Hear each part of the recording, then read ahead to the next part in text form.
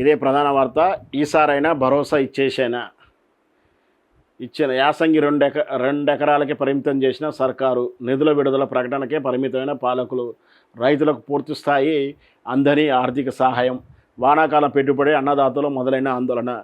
మరి తొలకరి వాన వచ్చేసింది, వేసవికాలం వెళ్ళింది, మనకు మృగశిర కార్త కూడా వెళ్ళిపోయింది. వర్షాలు అక్కడో ఇక్కడ బాగానే పడినాయి. బాధకి ఏంటి అంటే కల్లాల మీద ఉన్నటువంటి వడ్లు కొనుగోలు చేయలేకపోయిన అసమర్థత వల్ల కల్లాల మీద ఉన్నటువంటి ధాన్యం కూడా తడిచి రైతు ఆగమైపోయాడు. ఇవన్నీ నష్టాలతో ఇవన్నీ ఒకవైపు అయితే కనీసం మళ్ళీ రేపటి నెక్స్ట్ పంటకైనా ఏమైనా భరోసా ఉంటుందంటే రైతు భరోసాకు దిక్కు లేదు. వస్తాదో రాదో తెలియదు.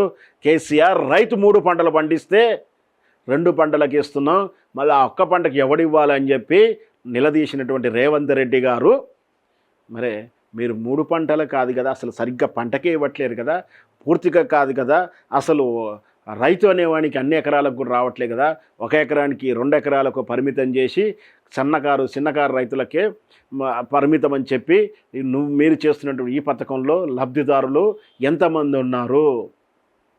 ఇది కదా మనకు కావాల్సింది.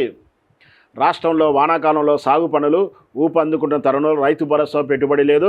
రైతు బీమా కూడా ఇంతకుముందు మనం చదువుకున్నాం కదా, రైతు బీమా లేదు, రైతు భరోసా లేదు, రైతు మద్దతు ధర లేదు, రైతుకు ధాన్య సేకరణ లేదు, రైతుకు పంట పండిద్దామంటే యూరియా కూడా దొరకలేని పరిస్థితులు. యూరియా కోసం లైన్లు మన సోషల్ మీడియాలు తీస్తే ఎన్నో వీడియోలు, నిజామాబాద్, కరీంనగర్, మళ్ళీ అదేంటి భూపాలపల్లి, ఇక్కడ ఎక్కడికి వెళ్ళినా కూడా రోజు ఒక 4-5 గ్రామాల్లో యొక్క యూరియా లైన్లు క్యూల గురించి వీడియోలు వస్తూ ఉన్నాయి.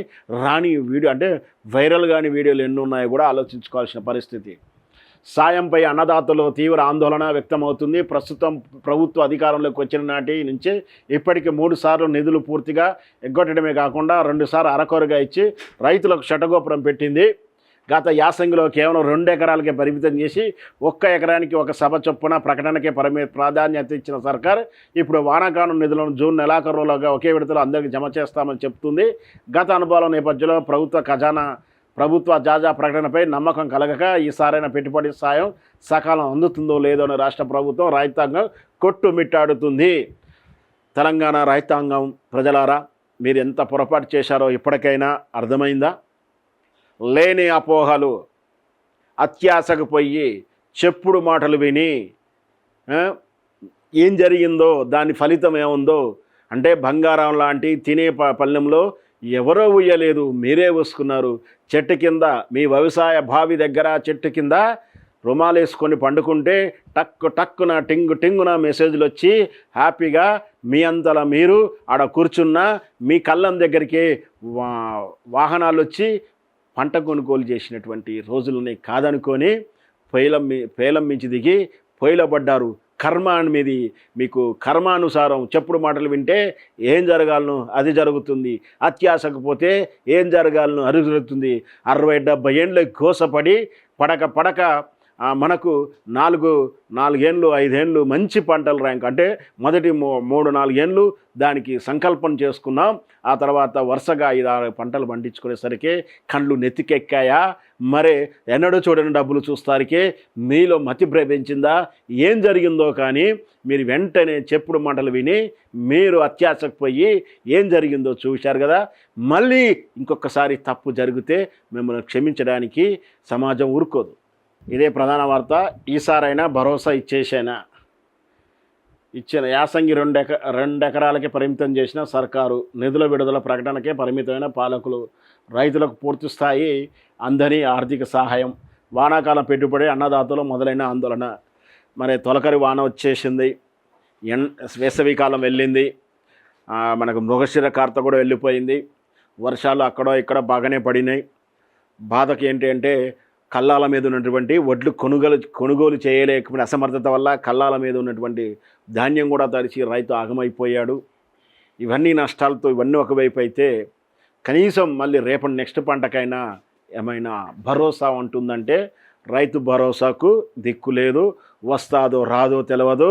కేసీఆర్ రైతు 3 పంటలు పండిస్తే 2 పంటలకు ఇస్తున్నాం, మళ్ళీ ఆ ఒక్క పంటకు ఎవడివ్వాలని చెప్పి నిలదీసినటువంటి రేవంత్ రెడ్డి గారు, మరే మీరు 3 పంటలు కాదు కదా, అసలు సరిగ్గా పంటకే ఇవ్వట్లేరు కదా, పూర్తిగా కాదు కదా, అసలు రైతు అనేవానికి అన్ని ఎకరాలకు కూడా రావట్లేదు కదా, 1 ఎకరానికి 2 ఎకరాలకు పరిమితం చేసి చిన్నకారు రైతులకే పరిమితం అని చెప్పి మీరు చేస్తున్నటువంటి ఈ పథకంలో లబ్ధిదారులు ఎంతమంది ఉన్నారు? ఇది కదా మనకు కావాల్సింది. రాష్ట్రంలో వానాకాలంలో సాగు పనులు ఊపందుకుంటున్న తరుణంలో రైతు భరోసా పెట్టుబడి లేదు, రైతు బీమా కూడా ఇంతకుముందు మనం చదువుకున్నాం కదా, రైతు బీమా లేదు, రైతు భరోసా లేదు, రైతు మద్దతు ధర లేదు, రైతుకు ధాన్య సేకరణ లేదు, రైతుకు పంట పండిద్దామంటే యూరియా కూడా దొరకలేని పరిస్థితులు. యూరియా కోసం లైన్లు మనం సోషల్ మీడియాలో తీస్తే ఎన్నో వీడియోలు, నిజామాబాద్, కరీంనగర్, మళ్ళీ అదేంటి భూపాలపల్లి, ఇక్కడ ఎక్కడికి వెళ్ళినా కూడా రోజు ఒక 4-5 గ్రామాల్లో యొక్క యూరియా లైన్లు క్యూల గురించి వీడియోలు వస్తూ ఉన్నాయి. రాని వీడియో అంటే వైరల్ కాని వీడియోలు ఎన్ని ఉన్నాయో కూడా ఆలోచించుకోవాల్సిన పరిస్థితి. సాయంపై అన్నదాతలు తీవ్ర ఆందోళన వ్యక్తమవుతుంది. ప్రస్తుతం ప్రభుత్వ అధికారంలోకి వచ్చిన నాటి నుంచే ఇప్పటికి 3 సార్లు నిధులు పూర్తిగా ఎగ్గొట్టడమే కాకుండా 2 సార్లు అరకొరగా ఇచ్చి రైతులకు శటగోపురం పెట్టింది. గత యాసంగిలో కేవలం 2 ఎకరాలకే పరిమితం చేసి 1 ఎకరానికి 1 సభ చొప్పున ప్రకటనకే ప్రాధాన్యత ఇచ్చిన సర్కార్ ఇప్పుడు వానాకాలం నిధులను జూన్ నెలాఖరులోగా ఒకే విడతలో అందరికీ జమ చేస్తామని చెప్తుంది. గత అనుభవాల నేపథ్యంలో ప్రభుత్వ తాజా ప్రకటనపై నమ్మకం కలగక ఈసారైన పెట్టుబడి సాయం సకాలం అందుతుందో లేదో అని రాష్ట్ర ప్రభుత్వం రైతాంగం కొట్టుమిట్టాడుతుంది. తెలంగాణ రైతాంగం ప్రజలారా, మీరు ఎంత పొరపాటు చేశారో ఇప్పటికైనా అర్థమైందా? లేని అపోహలు, అత్యాశకు పోయి చెప్పుడు మాటలు విని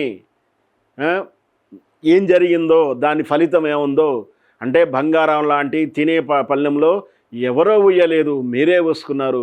చెట్టు కింద మీ వ్యవసాయ బావి దగ్గర చెట్టు కింద రుమాలేసుకొని పండుకుంటే టక్కున టింగున మెసేజ్లు వచ్చి హ్యాపీగా మీ అంతలా మీరు ఆడ కూర్చున్న మీ కళ్ళం దగ్గరికి వాహనాలు వచ్చి పంట కొనుగోలు చేసినటువంటి రోజులని కాదనుకొని పేలం మించి దిగి పొయ్యిలబడ్డారు. కర్మ అనేది మీకు కర్మానుసారం చెప్పుడు మాటలు వింటే ఏం జరగాలను అది జరుగుతుంది, అత్యాశకు పోతే ఏం జరగాలను అది జరుగుతుంది. 60-70 ఏండ్ల గోసపడి పడక మనకు 4 ఏళ్ళు 5 ఏళ్ళు మంచి పంటల ర్యాంక్ అంటే మొదటి 3-4 ఏళ్ళు దానికి సంకల్పం చేసుకున్నాం. ఆ తర్వాత వరుసగా 5-6 పంటలు పండించుకునేసరికి కళ్ళు నెత్తికెక్కాయా? మరే ఎన్నడూ చూడని డబ్బులు చూస్తారికే మీలో మతి భ్రమించిందా? ఏం జరిగిందో కానీ మీరు వెంటనే చెప్పుడు మాటలు విని మీరు అత్యాశకు పోయి ఏం జరిగిందో చూశారు కదా. మళ్ళీ ఇంకొకసారి తప్పు జరిగితే మిమ్మల్ని క్షమించడానికి సమాజం ఊరుకోదు.